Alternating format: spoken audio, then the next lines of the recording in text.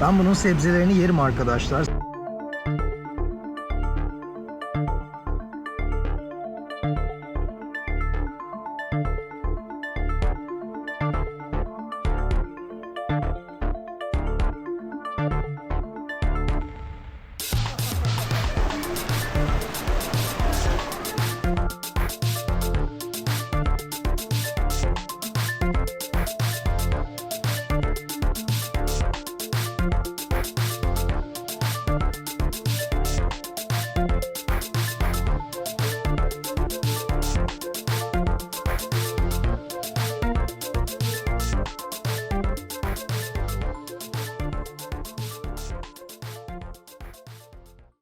Arkadaşlar hayatımda ikinci kez motora biniyorum. İlk defa da Vietnam trafiğindeyim. Ölmüş durumdayım korkudan. Yani şu anda sakiniz, sakin gidiyoruz. Ama aman. Ama anlatamam size.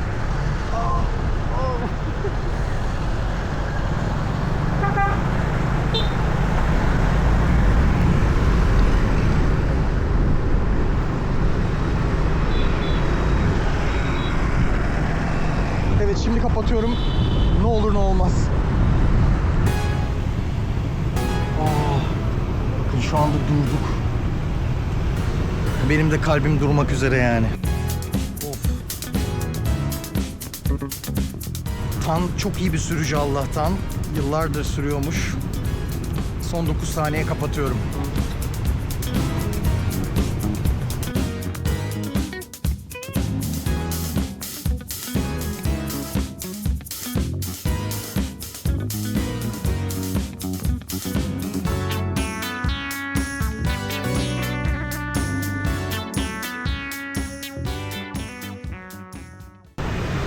Arkadaşlar ya tek kelimeyle öldüm. Yani tek kelimeyle öldüm. Yemek yemek için buraya geldik. Sorry. Yaklaşık 20-25 dakikadır motor üstündeyim. Ama yani kalpten gittim diyebilirim size ya. Gerçekten. İnanılmazdı. İnanılmazdı. Ya çok mu abartıyorum bilmiyorum ama ikinci biniş olunca ve böyle bir trafikte ikinci kez binince of. Yemeklerimiz geldi. Bu motosiklet yolculuğundan sonra yemeklerimiz geldi. Can you do this for me too? Spicy? Spicy. Yes, I like spicy. Evet, acı olduğunu söyledi, uyardı beni arkadaşım. Şimdi bunu bir yiyeceğiz. Çok güzel gözüküyor. Yumurta, et ve altında pilav var.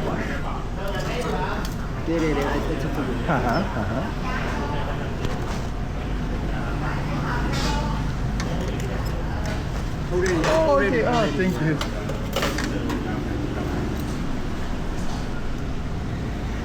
Genç dostum Tan çok iyi motosiklet kullanıyor. Gerçekten de iyiydi. Ama like that. Okay. Quên một cái ngoài không? Hai, một trái thì gấp đôi. Dạ. Cảm ơn chị. Thank you.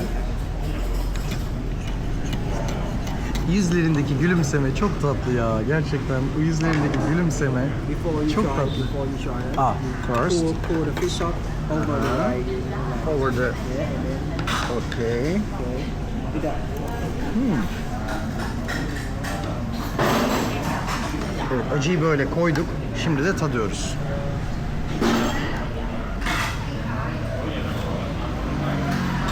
Try the pork. Oh, it's really hot. Yeah. Smoky. Ah, You can smell smoky. it. Okay. I can. Yemekleri kokluyorlar arkadaşlar. Koku çok önemli Vietnam kültüründe. Bunu pek çok noktadan biliyorum. Oops, sorry. Thank you. It's perfect. I can put this? Like that? Yeah. Bana nasıl yeneceğini öğretiyor. Oh. Muhteşem. Çok güzel. Gerçekten çok güzel. Pilavı ayrı güzel. Eti ayrı güzel. Acısı gerçek acı. Yani yakıyor arkadaşlar. Ciddi yakıyor.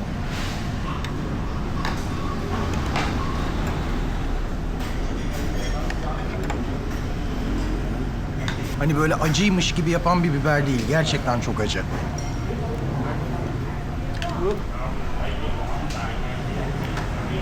Wonderful. Şimdi müsaadeyle biz yemeğe devam edelim. You make, you cook lots. Yeah, yes. This soup Okay. is can khổ qua. Cam khổ we. Can khổ qua. Can khổ we. Yeah, yeah. Can khổ we. Bunu Tet Holiday'de çok fazla yaparlarmış.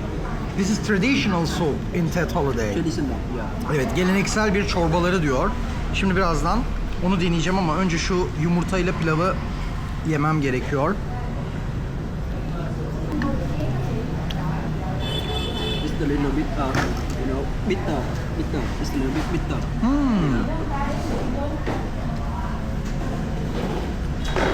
If you can feel that, it's good. Like that. Yeah. Có này trà đá. Evet.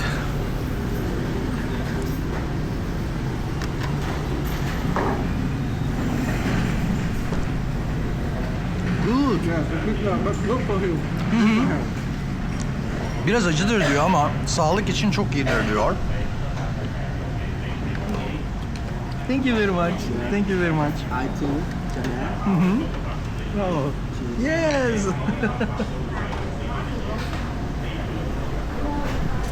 Bu çay arkadaşlar. Vietnam'a özgü çay. Çok güzel hazırlanmış. With this one, you can find with the hot weather outside. Yes. What was its name? This traditional soup name?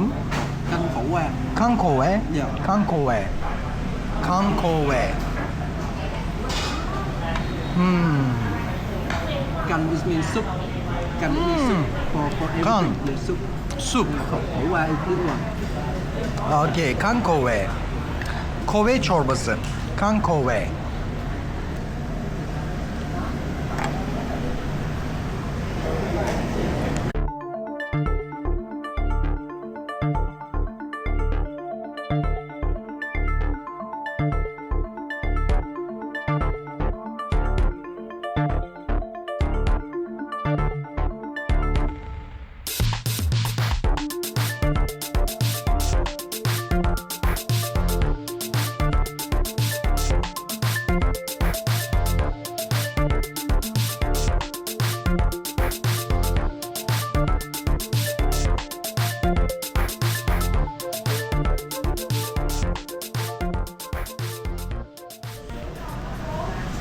Nok içecekler demek. Yağ, tavuk. Bunlar tavuklar.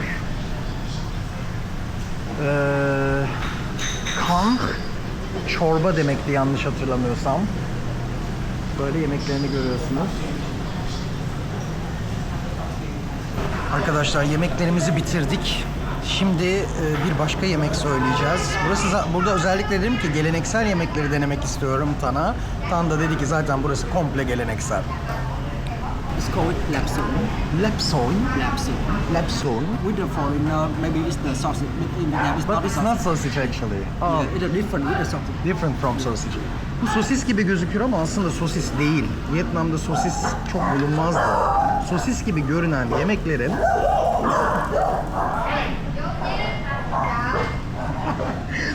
Vietnam'da sosis gibi görünen yemeklerin aslında sosis olmadığını söyledi.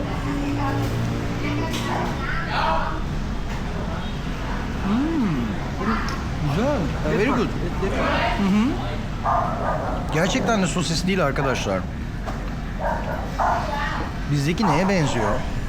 Ya hiçbir şeye benzemiyor. Can I? Yeah.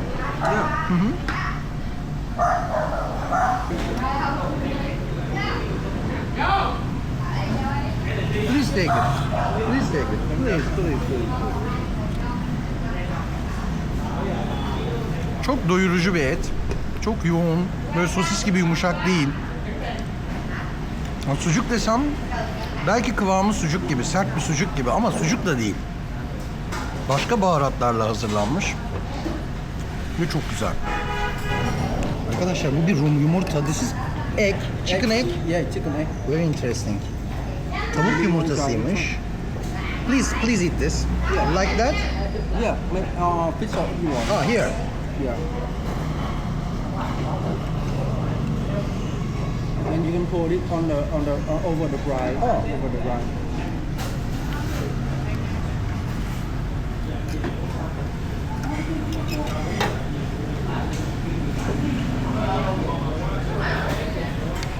Like that?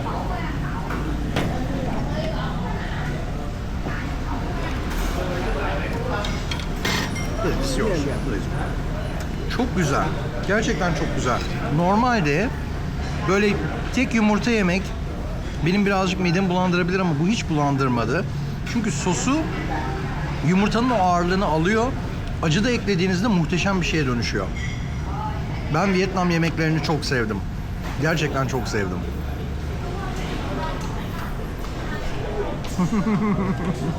İçtiğimiz böyle aromatik suya benzeyen bu çay aslında yeşil çaymış. Bir tek anlayabildiğim yumurta. Ne? Egg. Trứng. A black. A black. Yeah.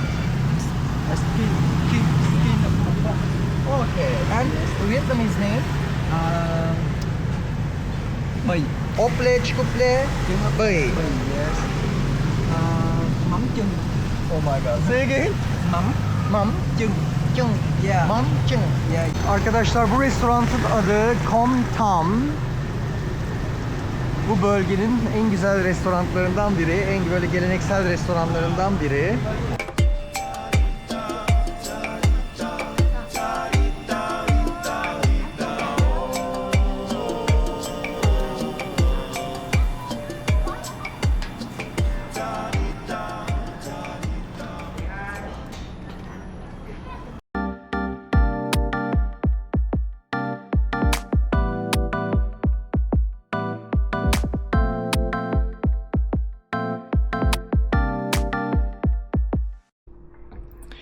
Bazen böyle sağlıksız şeyler yiyorum, sağlıksız şeyler tüketiyorum. Hem biraz daha ucuz oluyor noodle. Ama bunu mümkün olduğunca buradaki sebzelerle besliyorum. Yani sebzelerle, noodle'ı sebzelerle birlikte yapıyorum.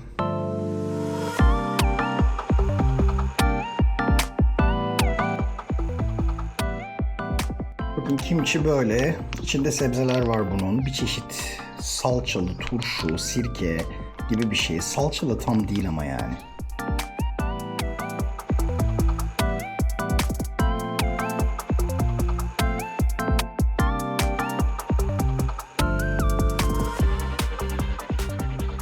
Sonra arkadaşlar yer fıstığı yağı var. Bu yer fıstığı yağından çok az ekliyorum.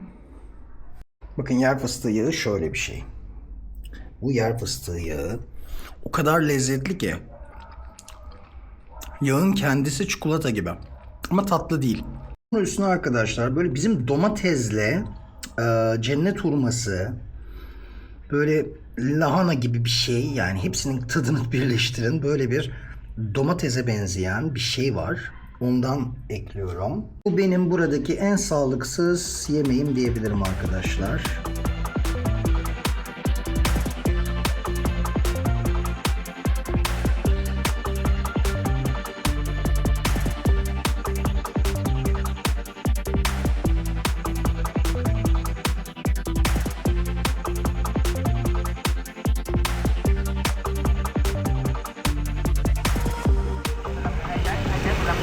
Burası Kokuong sokağı, Tao Dian'de.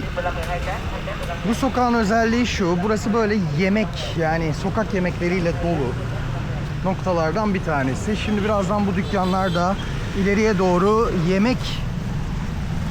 yemek satıcılarına dönüşecek. Genellikle ben yemek yemeye geldiğim noktalardan bir tanesi bu. Yemek yemeye geldiğim noktalardan biri. Çünkü burada yemekler bazı noktalara göre daha ucuz. Yani mesela bir örnek vereyim size. Genellikle böyle bükme, ben buna bükme diyorum ama onlar goi diye bir kelime kullanıyorlar. Goi kwon. Bu şekilde bükülen, roll halinde yapılan yemekler Vietnam'da çok ünlü. Bir sürü şeyi bu şekilde bükebiliyorlar. Çok da lezzetli genel olarak. Ben biraz daha belki ucuza mı kaçsam yoksa burada mı yesem diye düşündüm ama şuradan şöyle bir geçelim arkadaşlar. Hop.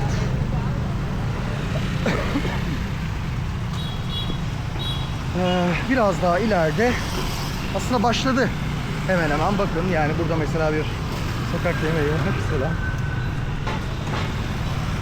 Böyle sokak yemekleri sağlı sollu başladı aslında arkadaşlar.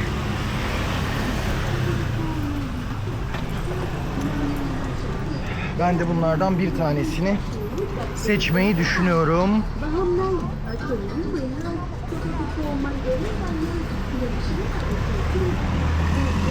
Şu genelde çok güzel bir şey.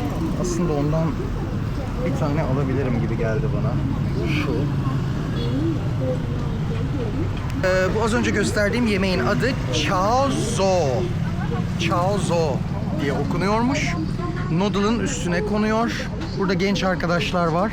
Genç arkadaşlar sağ olsunlar bana destek oldular ve bu şekilde ismini söyleyebildim. Bunu böyle beyaz bir noodle'ın üstüne koyuyorlar.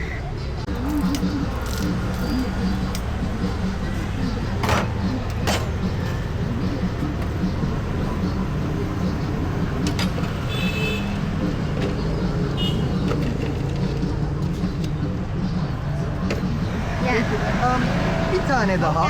Evet, evet. Hı hı. Cái nữa. Hı hı, hı hı.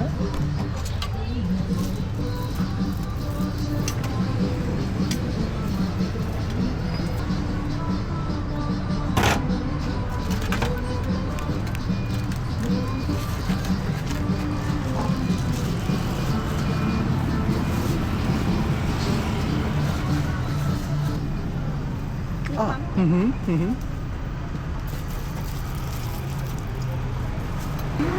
Paketim hazır arkadaşlar.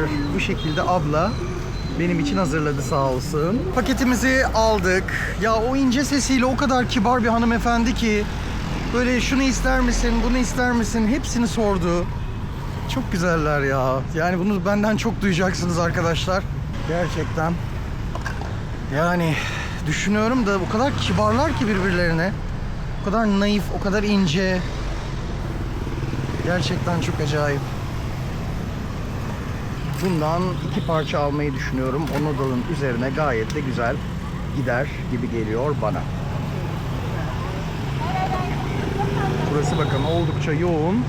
Böyle tek tek çeşitli noktalarda arka arkaya bu sokakta böyle yemekler var arkadaşlar. Sokak yemekleri var. İleriye doğru gidiyor. Ben genelde böyle buraya geliyorum ya da farklı bir noktaya gelip yiyorum.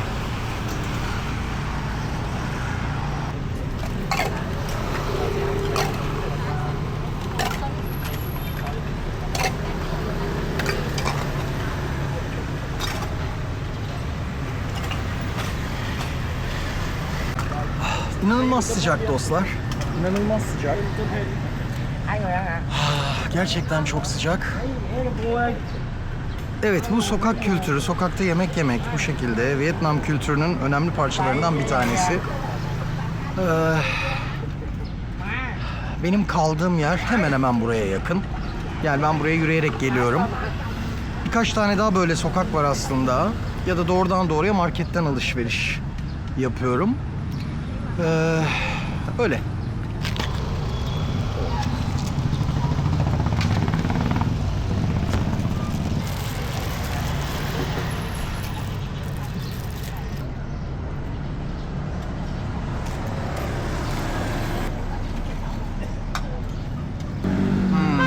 Çok lezzetli.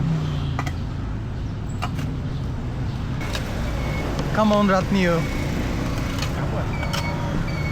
Khơi ăn hết không? Come on Ratniyo.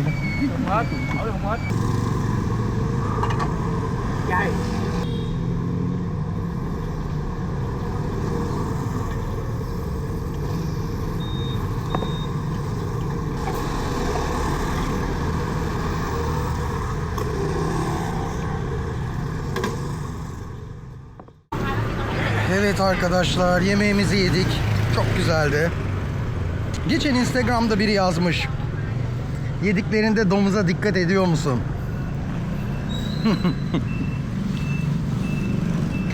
Gerçekten bazı insanların işi gücü yok. Milletin bacak arası, ahlakı, kadınlar, kim ne yedi falan bunları düşünebilecek kadar çiğler. Yani şu kadarını söyleyeyim. Birincisi belki ben bir ateistim. İkincisi belki ben bir Hristiyanım. Üçüncüsü belki ben bir Müslümanım ama canım günaha girmek istiyor. Hiç kimseyi ilgilendirmez. Buradan böyle uzun cevap verdim. Mesajda şunu yazmıştım. Allah mısın? Hiç kimseyi ilgilendirmez. Kimin ne yediği, ne şekilde yediği. Elimde domuz ölçer yok. Olsa da çok umurumda olmaz. Ben Türkiye'de bu insanlara prim vermedim. Burada hiç vermem. O yüzden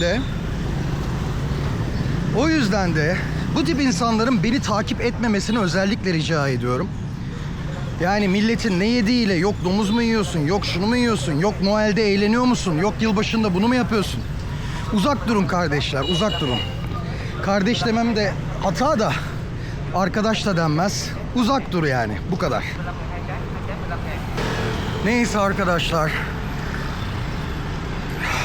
Gayet güzel yemek yedik. Huzurumuzu da bozmayalım. Zaten çok şükür ki öyle güzel bir ortamdayız ki. İnsanlar gülümsüyor. Kimsenin kimseye karıştığı yok. Bu tip sorular yok. Böyle saçmalıklar yok. Ya gerçekten harika bir kültür. Tek kelimeyle harika bir kültür dostlar. Çok seviyorum burayı. İkinci haftam.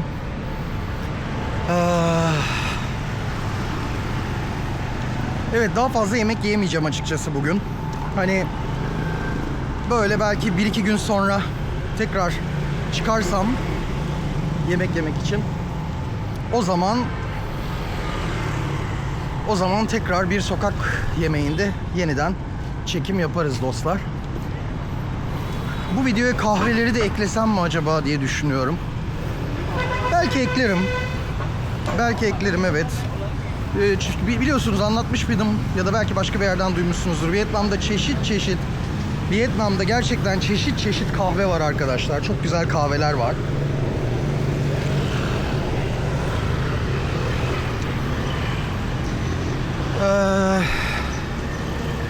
Öyle.